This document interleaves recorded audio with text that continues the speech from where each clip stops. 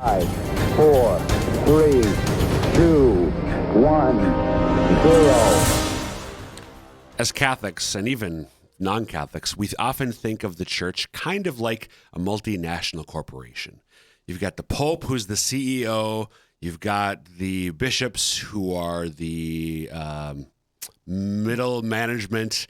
You've got the priest, who is the branch manager. And then you got the retail workers, which is all of us, or the customers, who are all of us as Catholics.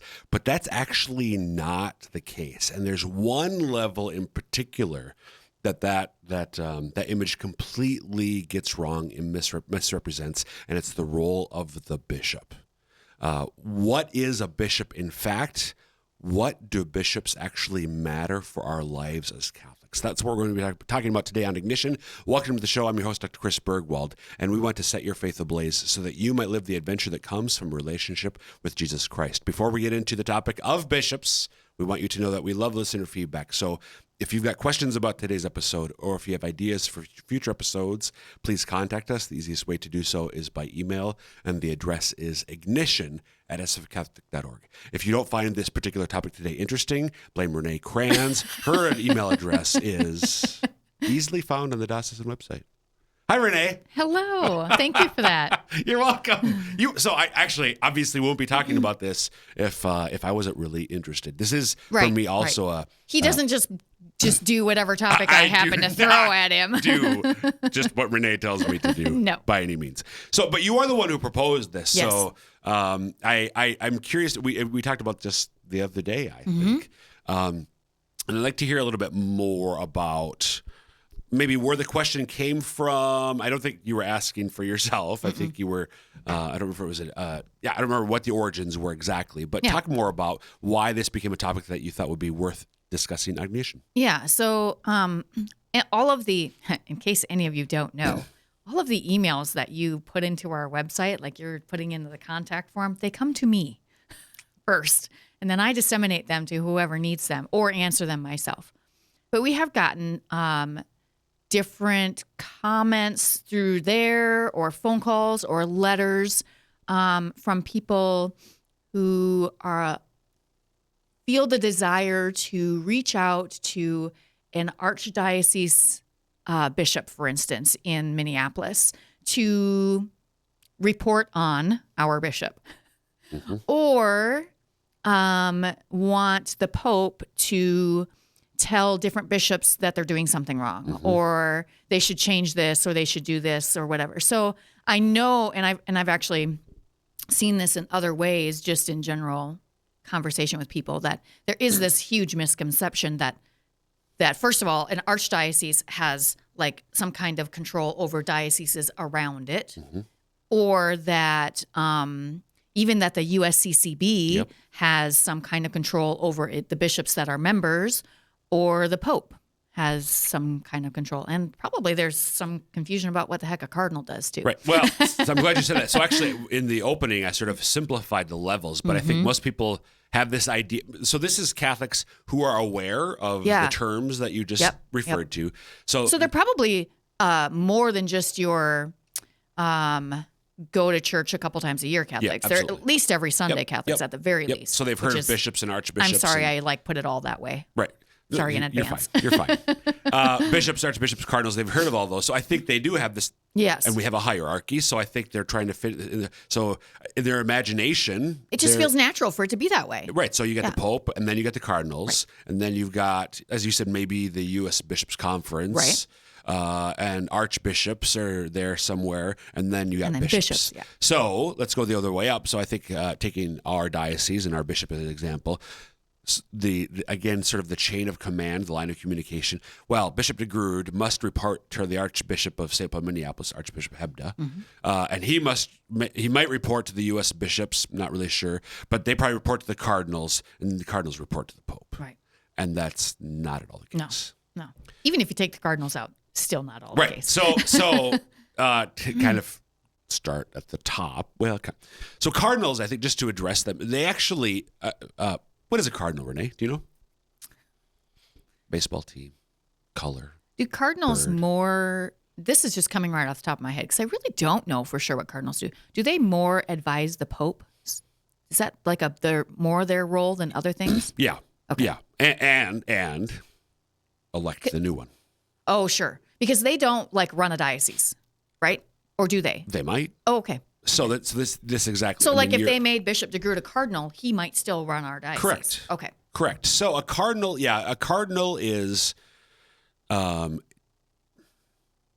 this is where. So a cardinal is an advisor to the Pope. Okay. Now, it's a purely human office, man-made. They're not infallible or anything. Well, no. It's not even. You're not. There's nothing in the catechism. Oh, okay, gotcha. Or let alone scripture. Okay. About cardinals. It's a role in the church that has been established by the church.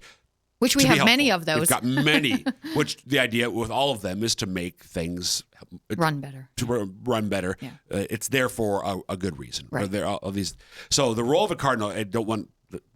This could be a whole episode on cardinals.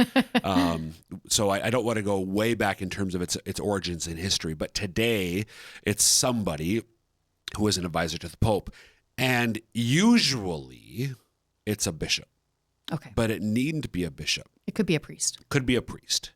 It could. Now, this would require, I think, a change in canon law, but this is part of canon law that could be changed.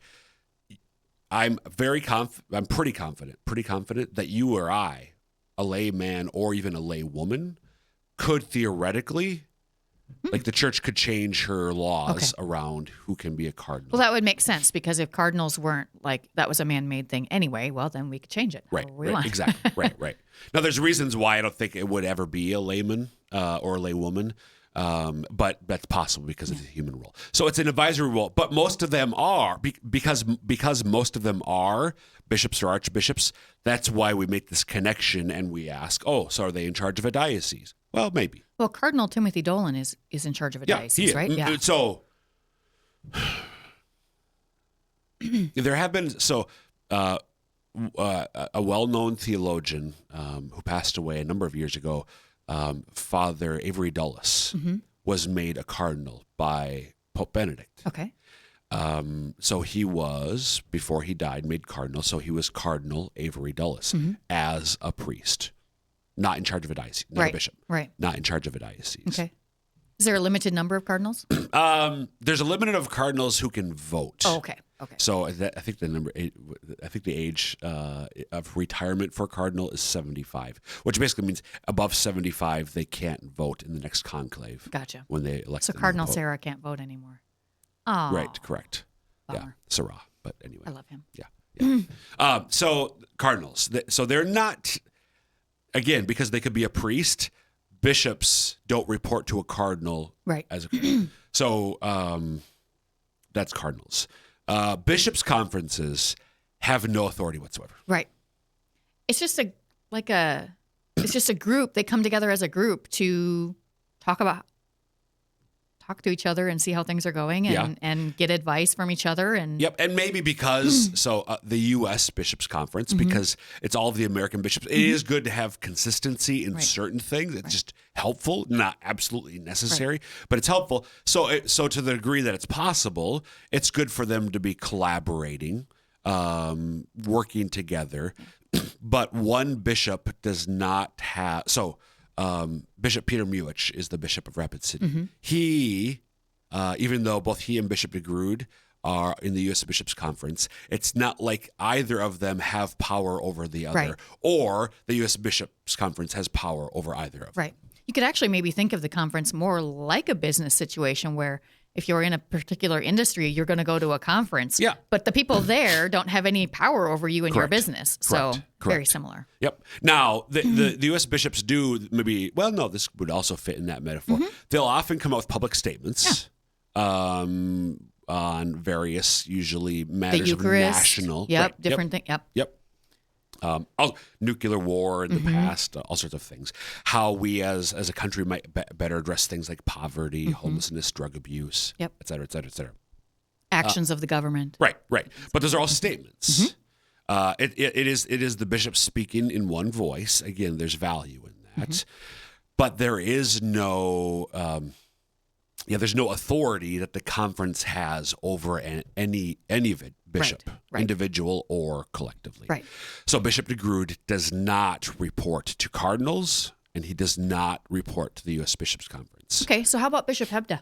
So Does he report to Bishop Hebda? Great. So I'm glad because that was so in most countries, including the United States, bishops are dioceses are grouped into provinces.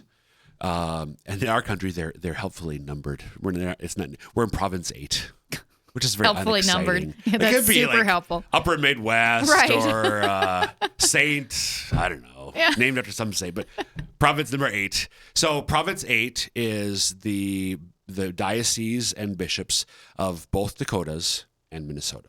Right. So 10 dioceses total, 10 bishops total. Bismarck.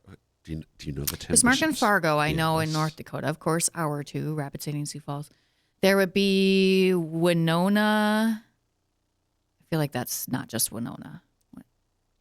There is Rochester. Winona, Rochester. Thank you. St. Cloud. Duluth. Yep. Minneapolis, St. Paul. Yep. Huh? What? You have to talk louder, be like, Crookston. That's 5. Thanks, Phil. That's 5. So I need one more. You do. Oh, goodness. I said Duluth. New Ulm. New Ulm. Yes. New Ulm. I should have known that. Sorry, New Ulm. So there are 6 dioceses in Minnesota, 2 in each of the Dakotas. So those are 10. And there's the metropolitan archbishop. The quote unquote leader of the province is, in our case, in our province, it's the Archbishop of St. Paul, Minneapolis, who right now is Archbishop Bernard? Hebda. Bernard? Yeah. Or Bernard? I don't know. Hebda. Yeah. So an archdiocese is only called an archdiocese because of its size. Or an honorary reason. Oh, okay. So it's not because of any control, No control. or overseeing. Correct. It has only to do with the There essence. is there's an honorific Okay. primacy, to use fancy words. There is, it's a ceremonial title, if you will, to be a metropolitan archbishop, but he has no authority Right. over the other bishops in his province. And they're only usually the leader of the province, I would guess, because they have more resources. Oftentimes, yeah. I mean, they're And it's the usually a size. bigger diocese with a bigger say Usually. in their chanceries. They have more people Right. available The to do the work. diocese that I was thinking of, where it's not because of its size, but because of its importance, is Washington, D.C. Oh, sure. Washington, D.C. Has it's an archdiocese, so therefore, by the way, you become an archbishop simply if you're the bishop of an archdiocese. But usually, the way this is at least how I've noticed it, usually if you are just becoming a bishop, you're usually not going to have your first assignment be an archdiocese. Correct. Usually that you would be a bishop somewhere and then you might move to become an archbishop Yes. somewhere. Is that always that way? Yeah, because an archdiocese, because it's larger, it's more complex. It's a larger organization to quote unquote run. Right. So Might be a little overwhelming for a brand new bishop. For a brand new bishop. So you probably wouldn't. That'd be like calling somebody up from single A to the major leagues. you usually don't. You get called up when you're at triple A. Like you know how to play the game, Right. if you will. You know how to run a diocese. You know the administrative workings of running a diocese. You have some experience. So then you're going to be Right. made an archbishop. just It's make more very sense. unusual. Yeah. I don't know of any instance in recent memory. Right. I don't know how far back where you would have a priest become an archbishop. Right. Because that's asking a lot of him. Okay. So we're going to continue this. We are going to talk about the one exception where a bishop does report to an archbishop or to a bishop. Okay. In just a moment. But if in case you're just tuning in, you're listening to Ignition, welcome to the show. I'm your host, Dr. Chris Bergwald, visiting today with Renae Kranz about the structure of the church and maybe misconceptions we have. Would that be about the church? How it's not quite as the chain of command isn't quite as complicated as we often think it is. So we've talked about cardinals, bishops' conferences, archbishops, and we're talking about bishops. But before we get there, it's apropos that if you think about what we were just talking about, you, Renae, will remember and realize, there are some bishops who report to other bishops. Like in our country? Mm-hmm. Oh, yeah, auxiliary bishops. A what? And I hate that. Yeah, just to throw another confusing log on the fire. But we should, because Yes. people might be aware. Well, Oh, because for instance, Bishop Robert Barron, who's very popular, is an auxiliary bishop. right. And he does report to another bishop who Yes. is not the Pope. Right. Who? The Bishop of Los Angeles. Right. Yeah. So Archbishop Gomez. Right. So that's the one case. So an auxiliary bishop is basically a helper. I mean, auxiliary helper, a helper bishop. They usually in bigger cities. Well, it's usually in archdiocese of enough size. Right. Because there's so much work to be done that they will have sometimes several auxiliary bishops. St. Paul Minneapolis usually has had one. Oh, okay. Sometimes two. I didn't know that. But I think most, it's gone back and forth between one or two auxiliary bishops. So you've got the archbishop and then one or two auxiliary bishops.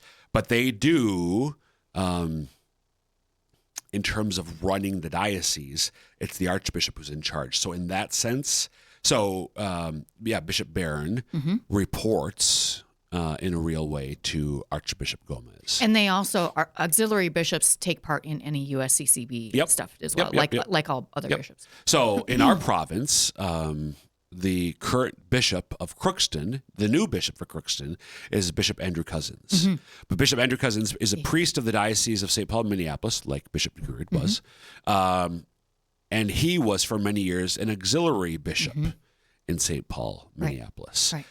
He reported to Archbishop Hebda. I'm surprised we didn't end up with him.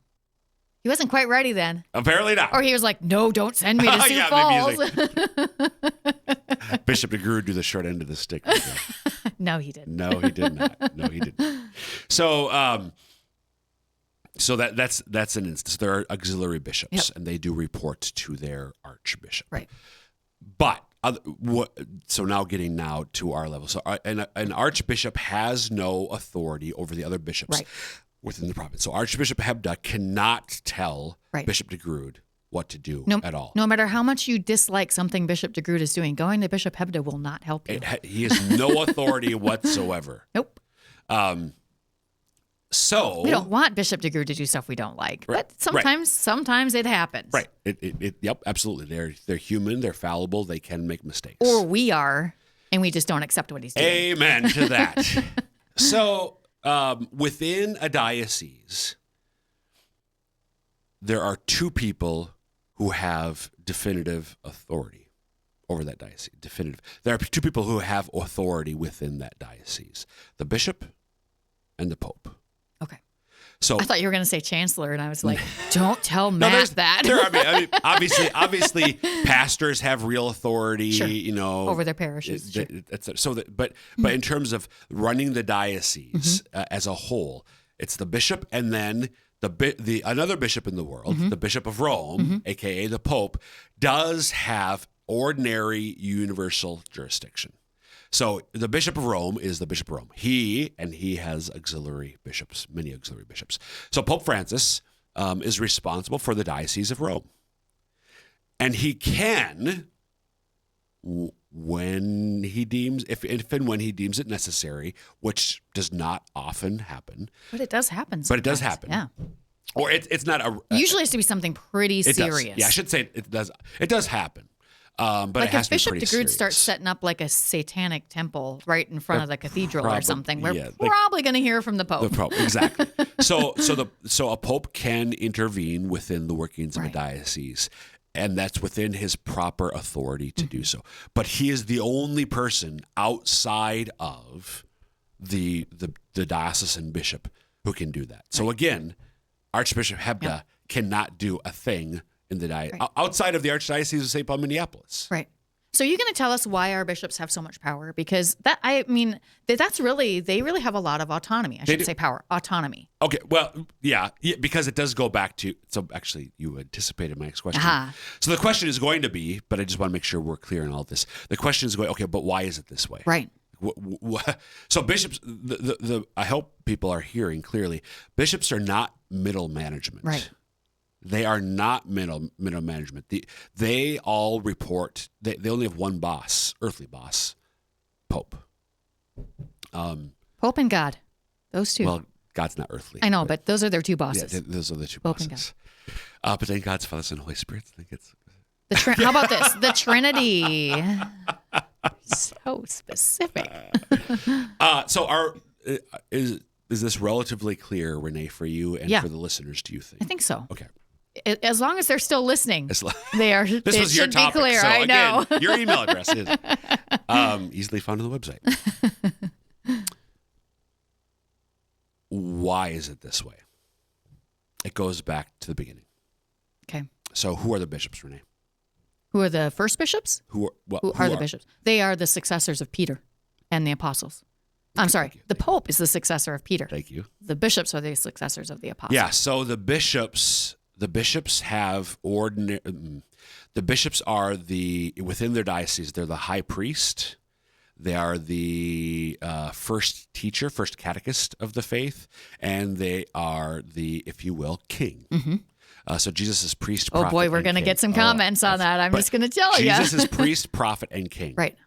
And there's a way in which all of us, by our baptism, participate in Jesus' threefold munera, technical term, the office of priest, prophet, and king. Right. There is a way in which all of us do. Yes. But for a bishop, the way that manifests itself is he is the one who has authority over within his diocese. Right. Why?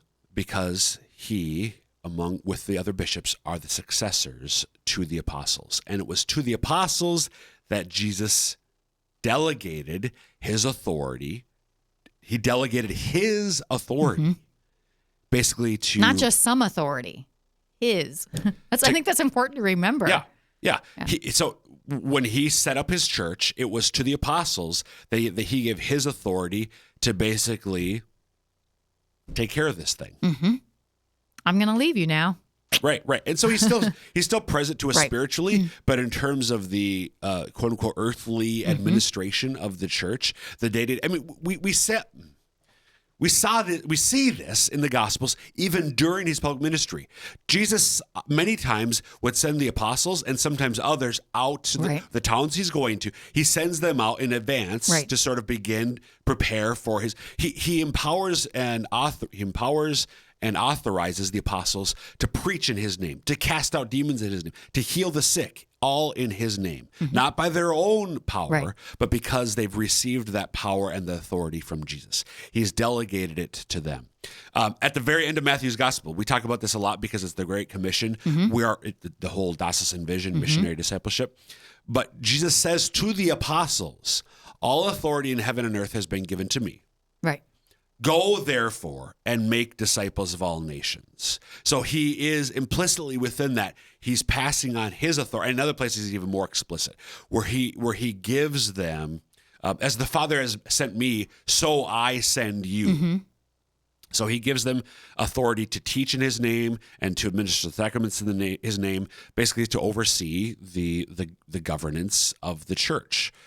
Growing the church, proclaiming the good news of Jesus Christ, preaching the gospel, and administering the sacraments. Right. That responsibility. So apostles. I think we kind of know when we read the Gospels. The apostles are a big deal. Yes. I mean, you've got all the disciples, but the apostles are a big deal, and Peter in particular is a big deal. But all the apostles are a big deal, and the bishops are the successors of the apostles. Right. That's why they're a big deal. Right. So why? So when you look at the Gospels, there's Peter, but then there's the others. So today, among the bishops of the world, you've got the Bishop of Rome, and you've got the rest. You do have these metropolitans, and so there are kind of different levels, but in terms of ordinary authority, it's not this complicated chain of command. It doesn't have to do with authority. The levels don't have to do with authority. They don't have to do it with authority. So within a diocese, it's that local bishop and the Pope. Just as in the beginning, it was the apostles and Peter. Yeah. I liked how you said he sent them out ahead of him, Jesus, before he would go to a town sometimes. And really, when he did the Great Commission, he's sending those apostles, those now bishops, out ahead of him just for a really long time. Right. A lot longer time than Right. it was when Jesus was here. Exactly. Yep. And technically, by the way, so they are apostles. They don't become bishops, Right. but the bishops are their successors. Okay. So it's a little. Is each bishop a successor of a particular No. apostle? No. Oh, No. that'd be pretty cool. That would be cool. So, but what is, and there's what is it? Catholic-hierarchy.org, I think is the website. We don't have the record. So what we know as a matter of fact how do you become a bishop? You are ordained by another bishop. By another bishop. Yeah. That's very important. So You probably could trace it back all the way back to whichever apostle ordained that bishop that would be possible. Yeah. That Should would be be. possible. Now, we don't have all the records. Right. So that's the thing. But we have records going centuries and centuries back. So Right. Bishop de Groot, who is the principal, so you only need one, but usually there's three. Just you only need one. So who was the principal celebrant for Bishop de Groot's? That was Bishop ordination? Hebda. Bishop Hebda. And so Bishop Hebda, I don't know who ordained Bishop Hebda as a bishop, but Right. somebody, and then you work your way all the way back. And we know for centuries. So we know Bishop de Groot's spiritual lineage, if you will, going back. We know it going back centuries and centuries, maybe even 1,000 years. Right. But then the records are not clear. But we still know, because it's always been, in order to become a bishop, you have to be ordained by another bishop, that ultimately it does go back all the way to the first apostles. Right.